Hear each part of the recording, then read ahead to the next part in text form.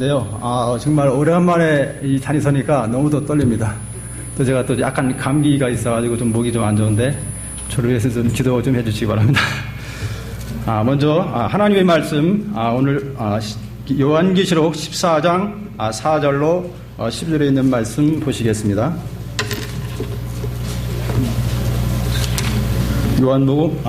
요한계시록 14장 4절로 12절에 있는 말씀입니다. 오늘의 설교 제목은 어린 양이 어디로 인도하든지 따라가는 자입니다. 우리가 너무도 잘 아는 성구이면서 참 중요한 말씀입니다. 우리 찾으셨으면 다 같이 낭독하시겠습니다. 이 사람들은 여자와 더불어 더럽히지 아니하고 순결한 자라. 어린 양이 어디로 인도하든지 따라가는 자며 사람 가운데서 성령함을 받아 처음 익은 열매로 하나님과 어린 양에게 속한 자들이니 그 입에 거짓말이 없고 흠이 없는 자들이더라. 또 보니 다른 천사가 공중에 날아가는데 땅에 거주하는 자들 곧 모든 민족과 종족과 백성에게 전할 영원한 복음을 가졌더라. 그가 큰 음성으로 이르되 하나님을 두려워하며 그에게 영광을 돌리라. 이는 그의 심판의 시간이 이르렀음이니 하늘과 땅과 바다와 물들의 근원을 만드신 이를 경배하라 하더라. 또 다른 천사 곧 둘째가 그 뒤를 따라 말하되 무너졌도다 큰 성 바벨론이여 모든 나라에게 그의 음행으로 말미암아 진노의 포도주를 먹이던 자로다 하더라.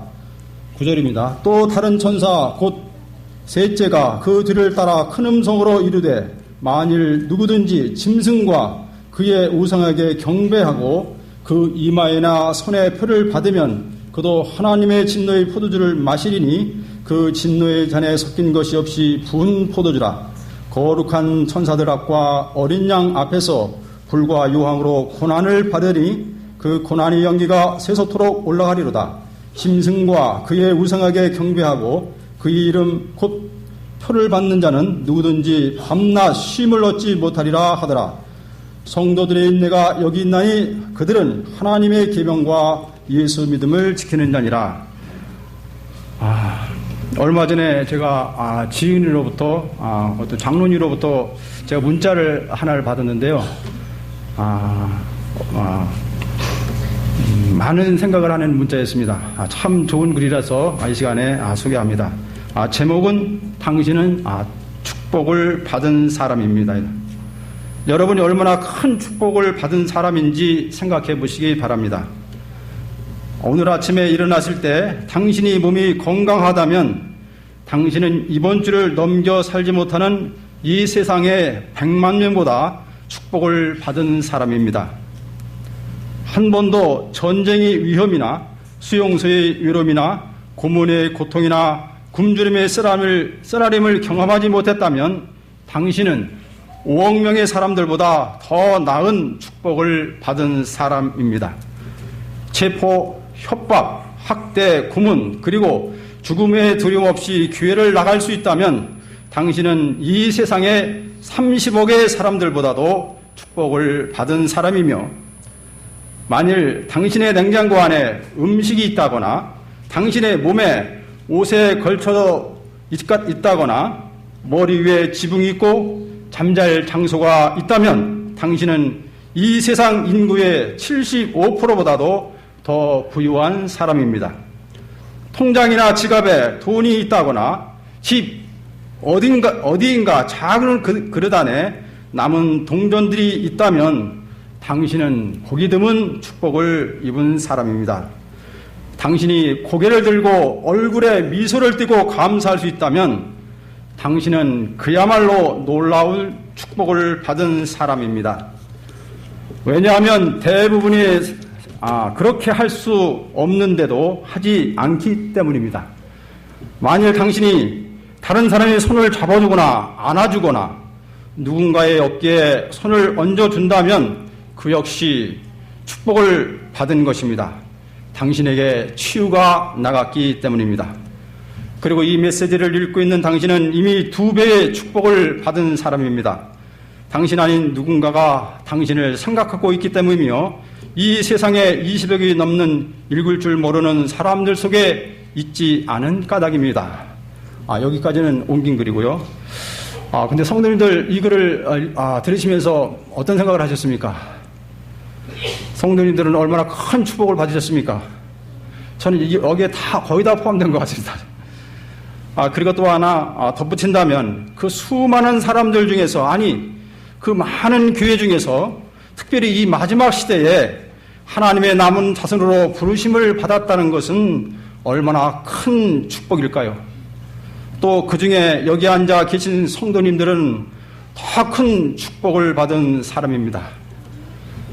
우리가 너무나도 잘 아는 요한계시록 14장에는 이 지구 역사의 마지막에 살고 있는 남은 자들의 정체성과 사명, 그리고 거기에는 우리 재림교회의 존재 이유를 밝혀주는 세 천사의 기별이 있습니다. 잘 아시는 것처럼 이 기별은 예수님의 재림을 준비시키는 기별이며 세상을 향한 하나님의 마지막 경고의 기별이기도 합니다.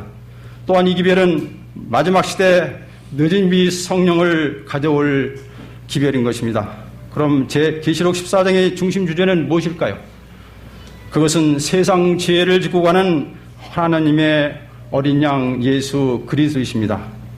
오늘 주제 성경절은 요한계시록 14장 5절입니다. 4절입니다. 이 사람들은 여자와 더불어 더럽히지 아니하고 순결한 자라, 어린 양이 어디로 인도하든지 따라가는 자며 사람 가운데서 성령함을 받아 처음 익은 열매로 하나님과 어린 양에게 속한 자들이니 그 입에는 거짓말이 없고 흠이 없는 자들이다. 이 사람들은 누구를 가리킵니까? 14만 4천 명을 가리킵니다.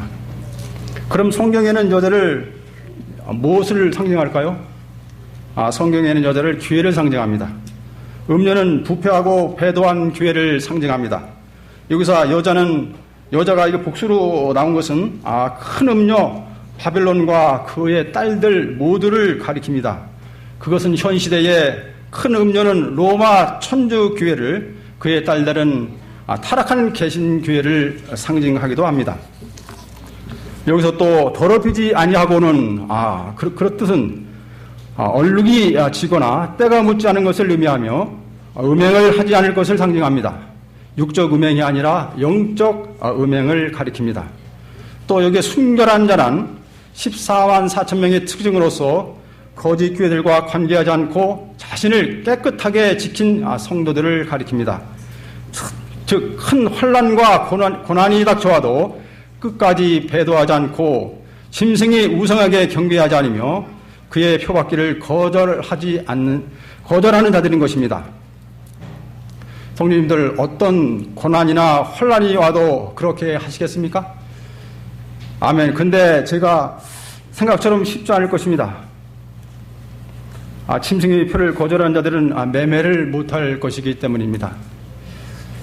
요한은 이런 부정적인 측면을 떠나서 긍정적인 특성을 들춰서 말합니다. 그들은 어린 양이신 예수님이 어디로 인도하든지, 예수님이 가신 곳이면 어디로 인도하든지 따라간다라고 말합니다. 바벨론으로 팔려간 다니엘과 그의 친구 사드락과 메삭과 아벳느고처럼 고난을 받으면서도 성도님들, 고난이 닥쳐와도 주님만을 따라가시겠습니까? 그것까지 저도 따라가기를 원합니다. 오늘의 설교 제목이 무엇이라고요? 어린 양이 어디로 인도하든지 따라가는 자입니다. 어린 양이신 예수님이 어디로 인도하든지 끝까지 따라가는 저와 여러분 되시기를 바랍니다. 지난 8월 14일부터 18일까지 4박 5일 일정으로 교황이 한국을 방문했습니다. 프란치스코는 예수의 출신 첫 교황입니다. 2013년 타임지 올해의 인물로 선정될 만큼 그의 인기가 하늘을 찌르고 있고 온 세상이 그를 주목하고 있습니다. 이번 방안에서 그의 발걸음과 미소, 손을 흔드는 것까지 하나하나가 뉴스거리가 됐습니다. 이런 모습을 보면서 성도님들은 무슨 생각을 하시며 무엇을 느끼셨습니까? 저는 그날 안식일 아침에 교회 오다가 청파동에서 서벽 쪽으로 이렇게 나래비를 서 있는 그 관광버스, 지방에서 올라온 관광버스를 봤는데요. 저는 그거를 보는 것만으로도 교황의 인기가 참 대단하다라는 것을 느꼈습니다. 그때 광화문 광장에 100만 명이 모였다지 않습니까? 그러나 계시록 13장 3절에 보면 킹제임스 번역입니다. 또 내가 보니 그의 머리들 가운데 하나가 상처를 입어 죽게 된 것 같았으나 그의 치명적인 상처가 나으니 세상이 그를 기히 여겨 그 짐승을 따르더라고 기록하고 있습니다. 현 교황 프란치스코는 역사적으로 교황권이 위기에 처했을 때마다 교황권을 수호하기 위해 충성을 다했던 예수의 출신 첫 교황이기에 그의 행보가 더욱 주목이 되는 것입니다. 요즘 임진왜란과 이순신 장군을 소재로 한 명랑이라는 영화가 대중의 인기를 끌고 있고 큰 호응을 받고 있습니다. 또 많은 관객들을 동원하고 있습니다. 그런데 임진왜란 전문작가 조중화가 다시 쓰는 임진왜란사에 보면 임진왜란의 배후에는 천주교의 예수회가 있었습니다.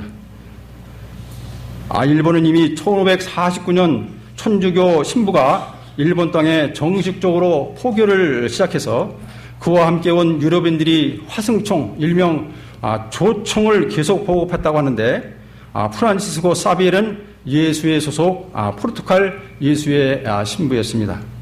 한국과 로마 카톨릭의 만남은 임진왜란으로 거슬러 올라갑니다. 그 만남은 참으로 참혹했고 불행했습니다. 임진왜란 장수 고신이 유키나가 도요토미 히데요시가 이끄는 군단의 병사들은 대부분 천주교 카톨릭 신자들이었습니다. 조선 군단의 이름은 그리스도단이었고 침략 군단 앞에는 십자가 깃발이 휘날리고 있었고 검정색 사제복에 로마 칼날한 로마 카톨릭 교회 사자들이 뒤따랐습니다. 예수의 소속 사제들이었습니다. 예수의 사제들은 조선인을 잔혹하게 살육한 자들이 고백 성사를 받아주며 이른바 성수를 뿌리면서 조선 침략 행렬에 가담했던 것입니다. 이순신 장군이 없었더라면 우리나라 민족은 아마 큰일 날 뻔했을 겁니다. 그 천주교 예수의 교황이 버젓이 광화문 광장에서 그 성스러운 장소에서 시복식을 했으니 이순신 장군과 조상들이 그 광경을 봤더라면 어떻게 생각했겠습니까? 그 마음이 어떻겠습니까? 참으로 참담하고 가슴 아픈 일입니다. 우리가 지금 그런 시대에 살고 있습니다. 콘스탄틴이 바벨론 종교와 그리스도교를 혼합해 만든 로마 카톨릭 천주교회, 이것은 마틴 루터가 종교개혁할 당시에는 한때는 무너져 내렸습니다. 그러나 요즘 부상하고 있는 교황과 천주교회를 잘 살펴보시기 바랍니다.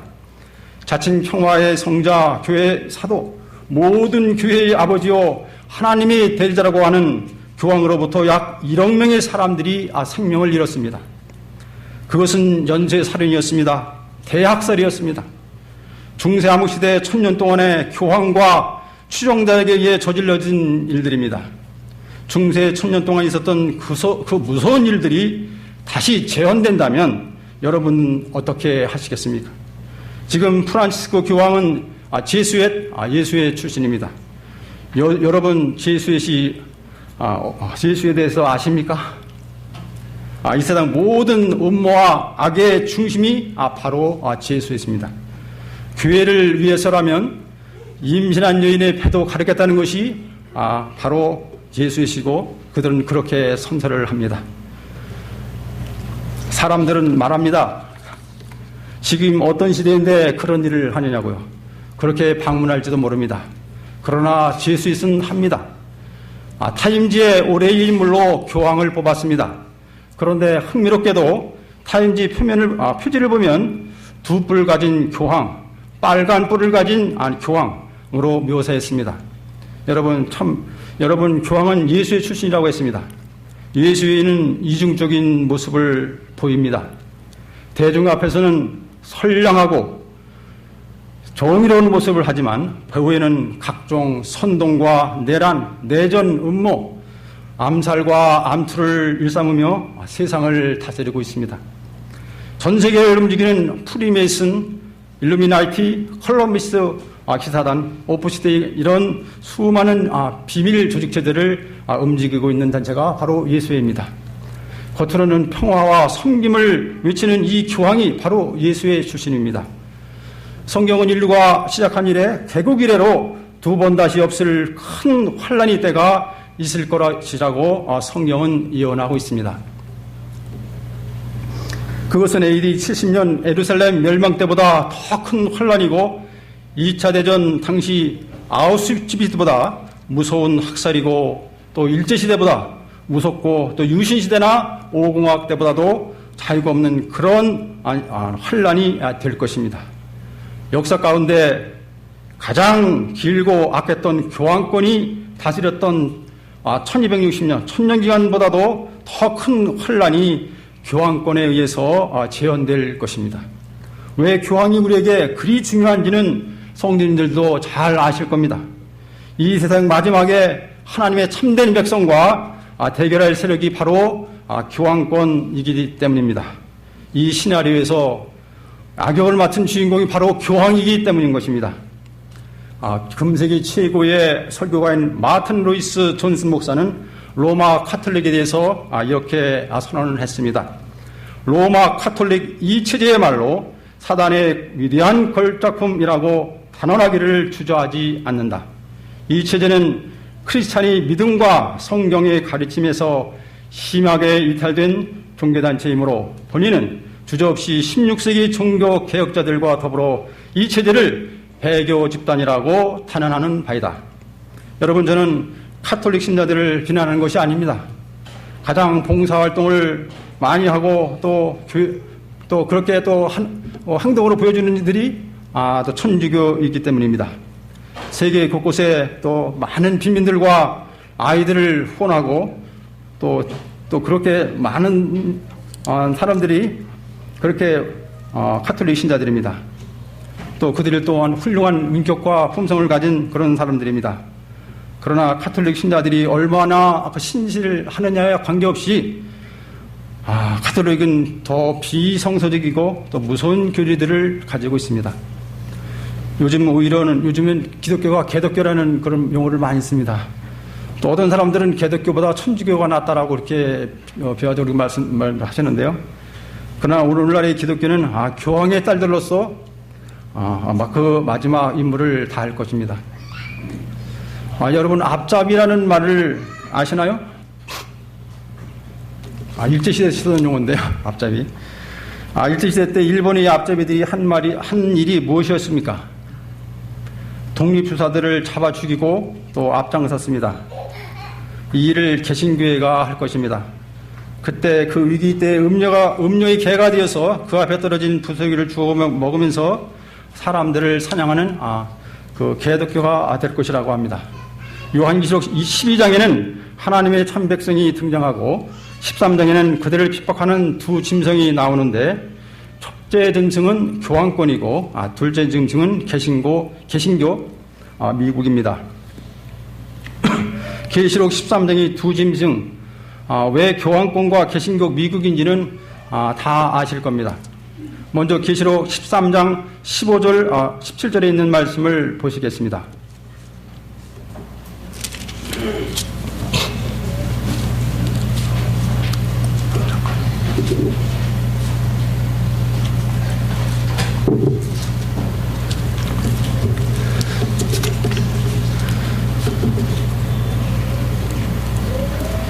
저가 권세를 받아 그 짐승이 우상에게 생기를 주어 그 짐승의 우상으로 말하게 하고 또 짐승과 우상에게 경배하지 아니하는 자는 무엇이든지 다 죽이게 하더라. 저가 모든 자 곧 작은 자나 큰 자나 부자나 빈궁한 자나 자유한 자나 종들로 그 오른손이나 이마에 표를 받게 하고 누구든지 이 표를 가진 자 외에는 매매를 못하게 하니 이 표는 곧 짐승의 이름이나 그 이름의 수라. 여러분, 짐승의 우상에게 경배하지 않고 짐승의 표를 받지 않으면 무슨 일을 한다고 하였습니까? 매매를 못하게 한다 하였습니다. 이것은 우리의 생명과 직접 관련이 있는 것입니다. 교황과 미국이 사람들을 다 죽인다라고 예표되어 있습니다. 다 아시다시피 카톨릭은 기독교가 아닙니다. 세상의 모든 잡신들을 짜집기 위해서 만든 혼합 종교, 새로운 종교인 것입니다. 마리아 숭배로 시작해서 온갖 이교의 교리들과 특별히 썬데이, 일요일 태양의 날을 숭배하고 있으며 지구촌 모든 사람이 이 태양신을 숭배하는 이교도로 만드는 것이 그들의 최후의 목적인 것입니다. 그때 이 지구상에는 오직 하나의 종교, 하나의 지도자만 존재하게 되는데 그것이 바로 교황입니다. 여러분, 교황이 다스리는 시대에 평화가 도래할까요? 절대 그런 일은 없을 것입니다. 평화를 깨뜨리는 소수의 저항자들이 나타날 것입니다. 죽으면 죽었지 하나님 대신에 교황을 섬길 수 없다라고 부르짖는 사람들이 나타날 것입니다. 그들은 또 우리 보고 뭐라고 할 것이라면 이단에 현혹된 정신 이상자라고 할 것입니다. 마지막 때에는 심지어는 테러주의자들 또 과격분자로까지 우리를 공격하고 그렇게 할 것입니다.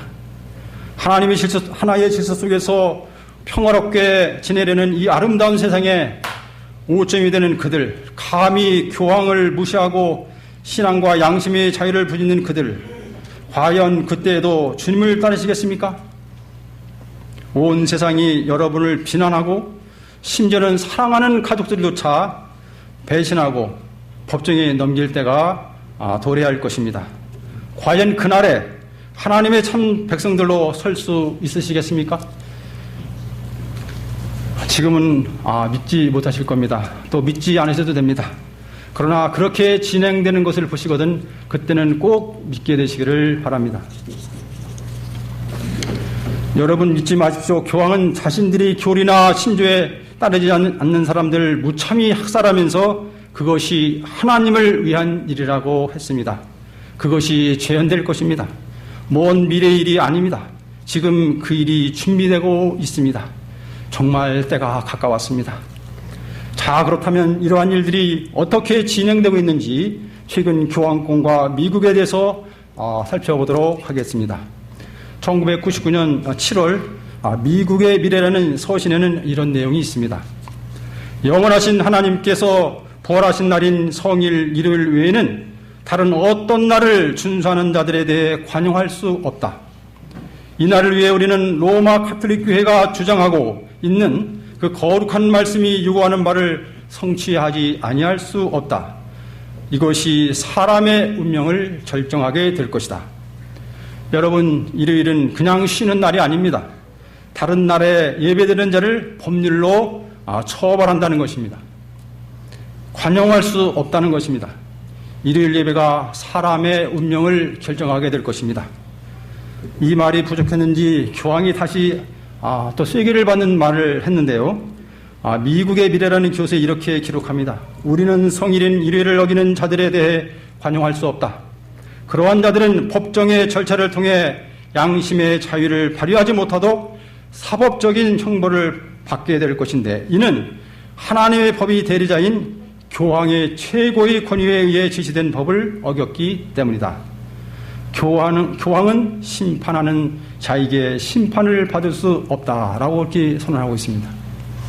여기 보면 법의 최고의 권위는 누구에게 있다고요? 교황에게 있다는 것입니다. 이것을 법률로 제정해서 전 세계에 강요하기 위해서는 그 일의 행동대장, 행동대원들이 필요합니다. 그 일에 미국이 앞장서게 될 것입니다. 그 일을 미국이 하게 될 것입니다. 그에 대한 응답으로 1999년 클린턴이 교황에게 이런 말을 했습니다. 교황이 바라는 대로 되기 위해 미국이 얼마나 노력하고 있는지 이번 방문을 통해 확인하시기 바랍니다. 라고 말했습니다. 2007년 7월 10일에는 교황청 교리성에서 이런 발표를 했습니다. 예수는 이 지구상에서 하나밖에 없는 유일한 교회를 세웠다. 천주교 이외의 다른 기독교 종파는 결함이 있거나 진정한 교회가 아니다. 천주교회만이 인간을 구원할 수 있는 유일한 길이다. 다른 기독교 종파는 초기 사도들에게 계승되지 않았기에 교회라고 볼 수 없다. 이렇게 못을 받고 있습니다. 이제는 오직 청주교회만이 구원을 주는 교회고 다른 교회는 다 이단이라고 얘기하면서 이단들을 법으로 다스려야 한다고 계속 주장하고 있습니다. 2008년 4월에는 교황이 유엔에서 이런 연설을 했습니다. 천주교회는 윤리와 도덕의 범주 내에서 국제법이 허락하는 것에 따라 공헌하고 있으며 법을 정의하고 청원하는 일을 하고 있다. 우리는 지금 소수의 독립적인 무리들이 세계를 위협하고 있는 시대에 살고 있다. 그것이 누구겠습니까? 이 문제와 싸울 수 있는 유일한 것은 일요일 법령을 제정하고 국제사회가 이 법령을 지키도록 명령하는 길밖에 없다. 그렇게 함으로써만 우리는 세상에서 평화와 정의를 촉진할 수 있다라고 말합니다. 여러분, 이 이야기는 천주교회 안에서 한 얘기가 아닙니다. 전 세계 지도자들이 모인 유엔에서 교황이 한 말입니다. 천주교회가 법을 정의하고 세우는 일을 한다는 것입니다. 또 여기서 소수의 독립적인 무리들은 교황의 말을 듣지 않는 자들 모두를 포함합니다. 지금 이 일을 위해서 정치, 경제, 사회, 문화 등 모든 분야에서 그렇게 활동하고 있습니다. 여러분 깨어나십시오. 그날이 가까이 다가오고 있습니다.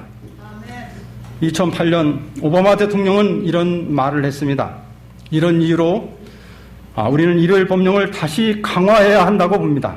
노동을 제한한다는 의미보다는 선택할 수 있는 권리조차 없는 사람들에게 진정한 해방감을 주기 위해 말입니다. 얼마나 많은 세금이 절약될지 상상해 보십시오. 세금 절약을 위해서 그렇게 한다라고 합니다. 이미 미국은 1988년에 일요일 법령이라는 것을 제정했고 제정되어 있습니다. 그것을 다시 시행하느냐 또 마느냐는 여론의 선택만을 남기고 있습니다.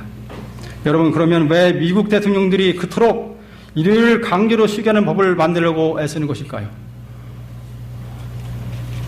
얘기했듯이 미국은 교황에 충실한 그 행동대원, 행동제장으로서 그 역할을 수행하게 될 것이기 때문입니다. 여러분, 2004년 현재 미국 대법원의 법관 구성 비율을 보시면 카톨릭 신자가 6명이고 유대교인이 3명입니다. 총 법관이 9명인데 카톨릭이 3명, 카톨릭이 6명, 유대교인이 3명입니다. 또 개신교인은 1명도 없습니다. 개신교나라 미국이 그렇게 변질됐습니다. 대법원장은 물론 카톨릭 신자입니다. 2009년 7월에 교황이 진리 안의 사랑이라는 교서를 발표합니다. 이것은 한국어로 번역이 되었는데요. 오바마 대통령이 바티칸을 방문했을 때 직접 오바마에게 교서를 전달한 내용입니다. 이 교서의 내용을 보면 이런 내용이 있습니다. 총 10가지인데요. 첫 번째로 세계 정부 설립 필요입니다. 세계 정부 설립 필요. 여러분, 세계 정부라는 게 음모론이 아닙니다. 교황이 공견하게 하고 있는 얘기입니다. 세계의 재난들을 해결하기 위하여 세계적인 권위의 정치적 권력을 형성해야 한다는 것이 그들의 주장입니다. 두 번째는 교회와 정부의 연합입니다. 새로운 정치적 권력은 영적인 가치들에 기초해서 결정권을 행사해야 한다. 교회와 정부의 연합, 이루어질 것입니다. 이것은 무슨 내용인가 하면은 인류 역사 가운데 가장 참담했던 시기를 꼽으라면 아마 교황이 다스리는 중세 암흑 시대일 것입니다. 하나의 교회가 한 세대, 한 시대를 다스릴 수 있었는가? 그것은 교회와 정치가 연합을 했기 때문인 것입니다. 교회가 정치적인 힘을 가지는 순간 자신들이 교리와 맞지 않는 자들은 하나님의 이름으로 죽이는 일이 가능해지는 것입니다. 그런데 그들이 뭘 해야 한다고요? 교회와 정부가 연합하자고 합니다. 여러분, 이 일이 결과가 무엇이겠습니까? 여러분, 정말 깨어나시기 바랍니다. 세 번째입니다. 수장으로서의 교황권입니다. 세계적 권력을 지도하게 될 영적 가치들은 아무 종교에서나 나올 수 없다. 여러분, 교회와 정부가 연합한 다음에 최고의 권위를 누가 가진다고요? 교황이 가진다는 말. 어떤 대통령이 아니라 교황이라는 겁니다. 교황.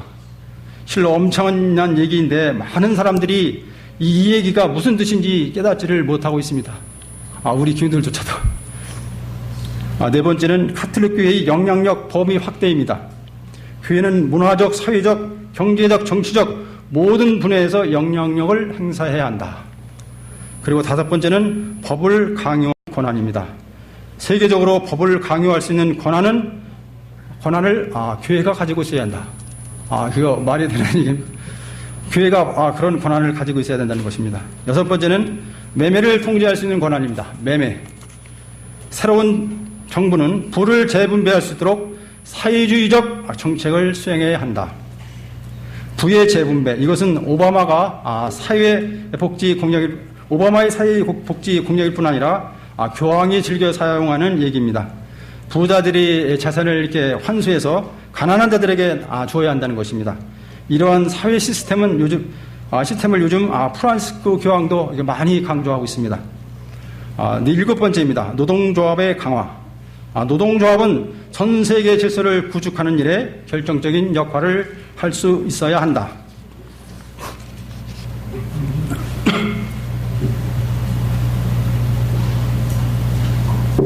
제가 목감기가 조금 하고. 왜 노동조합을 강화해야 할까요? 노동조합. 노동자들이 반대하면 어려움이 있을 것입니다. 그러므로 노동자들을 끌어안고 갈 것입니다. 그들은 하나의 통일된 체계들이 있어야, 그러한 하나의 통일된 체계들이 있어야 사람들을 설득하기 쉽기 때문에 노동조합을 이끌어 갈 것입니다. 여덟 번째입니다. 하나님의 도성. 하나님이 전 세계적인 도시들을 수립하는 것이 인류 역사의 목표가 되도록 해야 한다. 전 세계를 하나의 도시처럼 하나의 도시를 다스리듯 전 세계가 교회의 말을 듣도록 해야 한다는 것입니다. 또한 하나의 도시, 하나님의 도시, 시티 오브 갓. 이 말은 어거스틴이 핍박의 규례를 내세울 때 쓴 책의 이름이기도 합니다. 다시 말해서 교회에 반대하는 자들은 박해하겠다. 그 뜻입니다. 종교 자유에 대한 재정의입니다.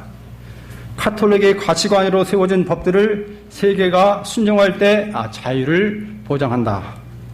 이 말은 자유라는 것이 천주교를 믿을 때 누릴 수 있는 것이며 카톨릭의 법을 순종할 때 자유를 보장해 준다는 것입니다. 또한 종교 자유라는 것은 소수의 이단들이나 하는 짓거리다.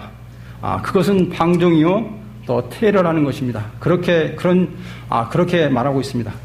요즘 뉴스미디어에서는 소교회 단체들이 이단성을 크게 다루면서 이단은 아주 위험하고 몹쓸 사람이라는 그런 인식을 계속 심어주고 있습니다. 저도 인터넷을 또 통해서, 카스트를 통해서 선교하면서 느낀 것 중에 하나가 여기 주류라 하면 개신교와 천주교를 말하는 것입니다. 주류에 속하지 않으면 배척하고 이단시하는 그 풍조가 아주 팽배해 있습니다. 처음에는 이런 것 때문에 상당히 참 어려움이 많았습니다. 마녀 사냥식으로 공개적으로 교단과 이름을 이제 인터넷에 띄워가지고 친구 관계를 끊어놓고 또 심지어는 교단으로부터 압력까지 온다고 합니다. 그 사람하고 친구하지 말라고. 그래서 제가 참 많이 힘들었는데요.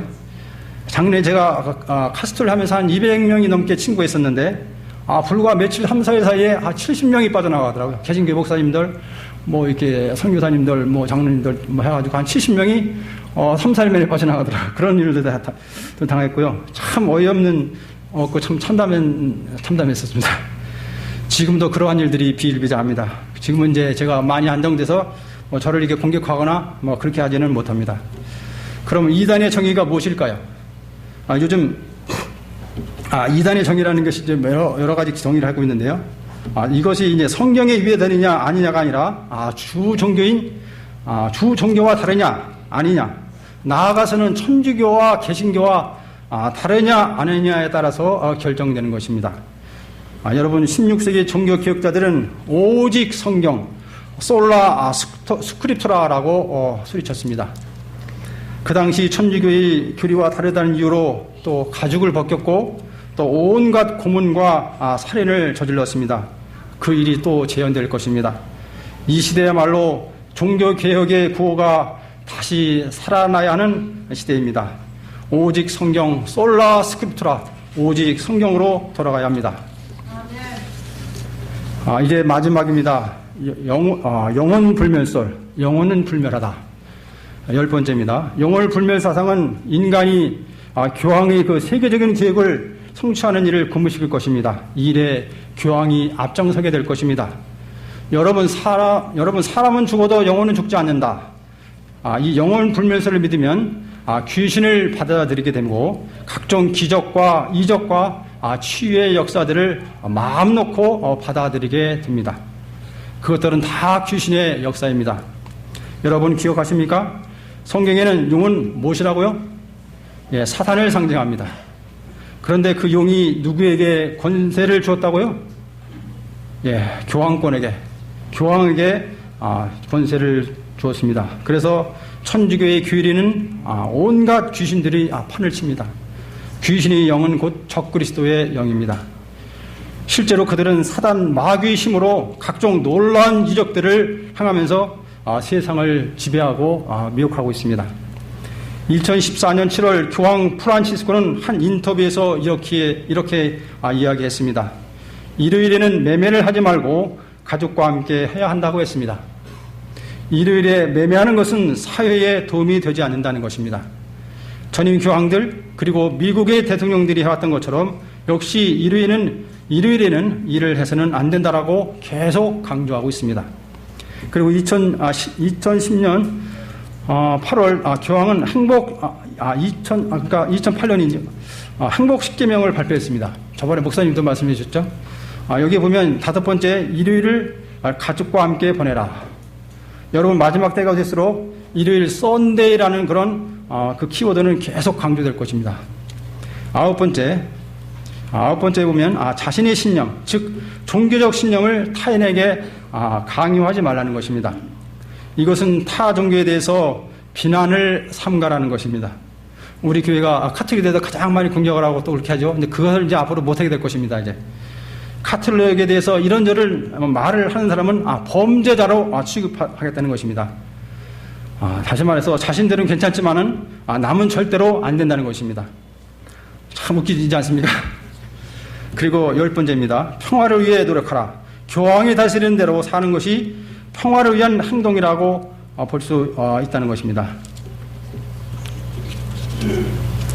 최근에 이런 교황이 장단에 맞춰서 일요일 휴업 운운하면서 일요일에 학원을 쉬어야 한다는 그런 여론들이 또 바람을 타고 있습니다.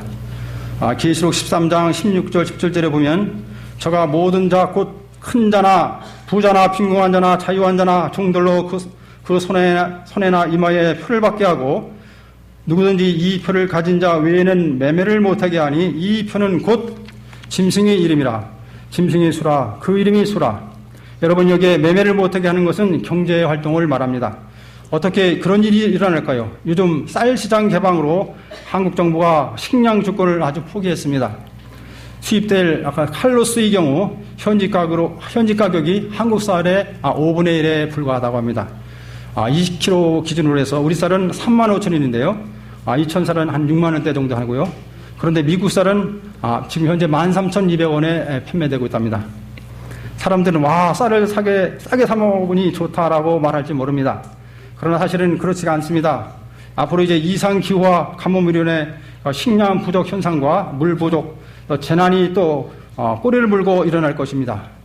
국제 쌀 시장을 주무르고 있는 미국의 메이저 회사들이 곡물값을 이제 올리게 되고 또 그러면 식량 상황은 아주 악화될 것입니다.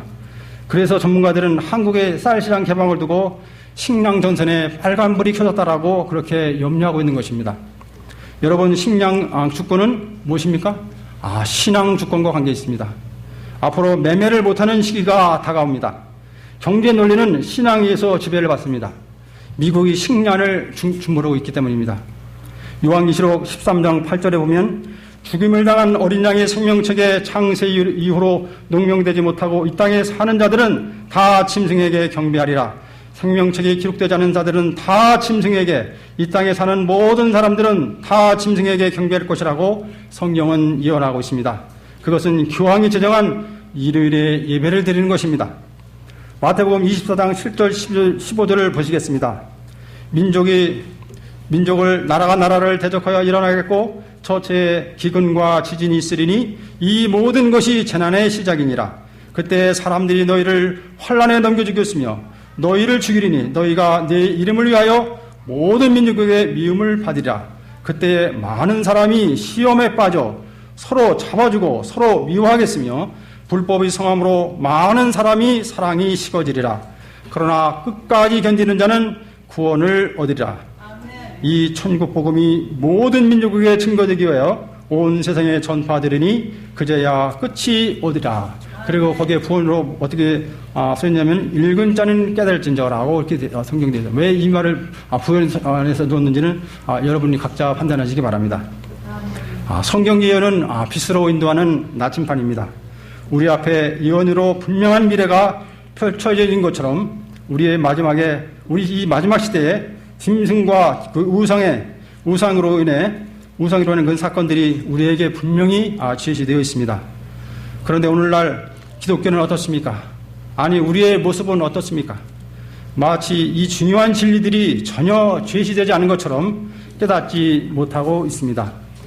주님께서는 제자들에게 너희가 준비되지 않아서 나를 버리겠다라고 말씀하셨습니다. 짐승의 표가 강요될 것입니다.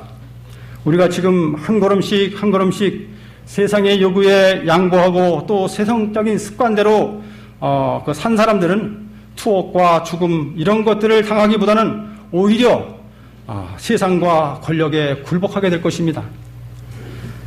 여러분, 환난에 넘겨주는 사람이 있고 넘겨지는 사람이 있습니다. 앞으로 우리를 미워하는 사람이 있는가 하면 미움을 받을 사람이 있습니다. 예수께서 가신 길을 가든지 배반한 유다의 길을 가든지 둘 중 한편에 속하게 될 것입니다. 우리는 매일의 생애를 통해서 우리의 운명을 결정합니다. 박해와 혼란이 시작될 때 유다처럼 친구와 형제들을 배반할 사람들이 있을 것입니다. 우리는 그들이 누구인지 모릅니다. 그러나 한 가지 분명한 것은 우리가 예수님이 가지신 경험을 하지 않으면 유다의 경험을 하기가 매우 쉽다는 것입니다. 여러분, 유다가 예수님을 배반하게 된 이유가 은 30 때문이었을까요? 그것이 탐나서였을까요? 아닙니다. 돈에 대한 욕심이 아니었습니다. 예수님께서 이런 일에 대해서 말씀하셨습니다. 겟세마네 가시는 길에서 말씀하셨지요. 너희들이 다 나를 버리고 나를 혼자 둘 때가 왔다. 그렇게 말씀하셨습니다. 예수께서 홀로 서신 것처럼 우리도 마지막 때에 홀로 서야 할 것입니다. 지금 우리가 홀로 서는 법을 배워야 합니다.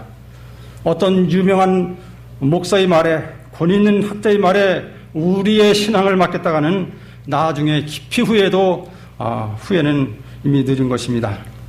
우리는 스스로 성경을 연구해야 합니다. 또 우리의 자녀들을 옳은 일을 위해 홀로 설 수 있도록 양육해야 합니다. 여러분, 우리의 자녀들에게 올바른 원칙들을 제시해주고, 그래서 정말 마지막 때 짐승과 그의 우상에게 경배하라는 강압적인 명령이 주어질 때 우리 자녀들이 하나님을 선택할 수 있도록 가르쳐야 합니다. 그냥 나이가 들고 신앙이 성숙하고 그리고 안정된 직장을 찾으면 신앙생활을 제대로 하겠지. 혹시 그렇게 생각하고 계십니까? 요셉은 17살 때 커다란 위기에 처했지요. 그러나 그는 하나님을 위해 굳게 섰습니다. 다니엘은 18살 때 바벨론의 포로로 잡혀가서 온갖 유혹과 편리 가운데 아주 그렇게 살 수 있었습니다. 모든 것이 제공되었습니다. 그러나 그는 뜻을 정하여 하나님의 증인으로 굳게 서기로 결심하였습니다. 예수님은 메시아로서의 일을 해야 한다고 동기를 밝히시던 때가 몇 살이었습니까? 12살 때였습니다. 여러분, 우리는 부모로서, 교사로서 우리의 자녀들을 어떤 사건을 위해 준비하도록 이끌어야 합니다. 우리의 자녀들이 하나님을 사랑하고 그분의 말씀대로 사는 것이 생애의 최상의 지침이 되도록 가르치게 되시기 바랍니다. 한국은 전쟁이라는 슬픈 경험을 가진 민족입니다. 좌익과의 이런 이념 전쟁은 더욱 쇠락했습니다. 10살 정도 되는 아이들에게 흥분한 어조로 자신의 부모를 마땅히 죽여야 한다고 한 기록을 보게 됩니다. 여러분, 사탄의 정신이 어린아이의 마음을 주장하게 되면 저들이 부모를 다양해서 증언하기를 마치 부모의 피를 요구하는데 폭도들이 예수님의 피를 요구하고 아우성치듯 그렇게 할 것입니다. 정말 상상할 수 없는 아픔이 아니겠습니까? 언젠가는 우리 아이들도 자신들의 길을 가게 될 것입니다. 부모들이 사랑과 원칙 하에서 좋은 모범을 보여주지 않는 한 두려운 얘기지만 대부분의 우리의 자녀들은 짐승을 섬기는 일에 나아가게 될 것입니다. 그리고 부모를 고발하는데 앞장서게 될 것입니다. 또한 우리는 예수님처럼 공회와 재판정에 불려가게 될 것입니다. 그때 우리가 하나님을 참되게 경배하는 것이 무엇이며 우리의 신앙의 이유에 대해서 증언하게 될 것입니다. 우리는 실제적인 사람들이 되어야 합니다.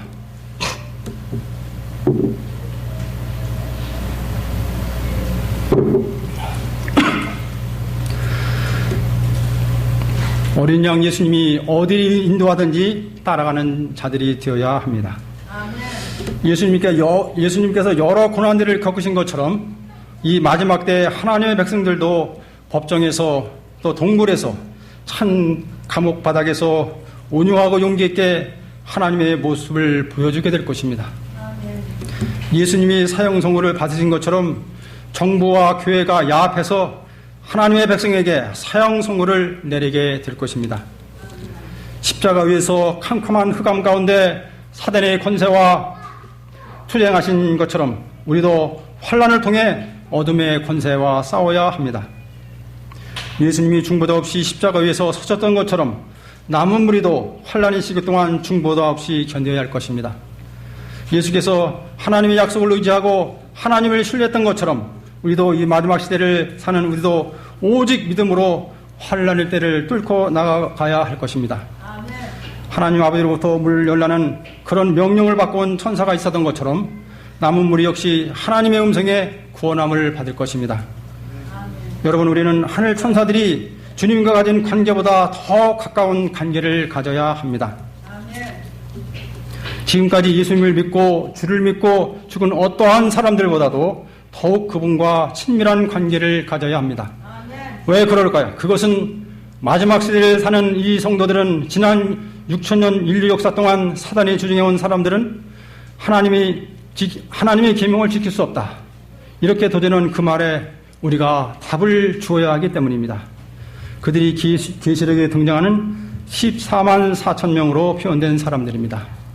그들의 마음에는 하나님의 뜻이 새겨져 있습니다. 그들의 생애는 하나님의 뜻이 나타났습니다. 그들은 아주 특별한 시련과 시험을 받으면서 특별한 실증을 온 우주에 보여줘야 할 특권을 하나님께로부터 받은 사람들입니다. 그들은 갈보리의 의미를 더 잘 압니다. 하나님의 계명이 인간들에게 지켜줄 수 있다고 실증해 주었기 때문에 그 일에 더 많이 압니다. 그들은 모세와 어린 양의 노래를 부릅니다.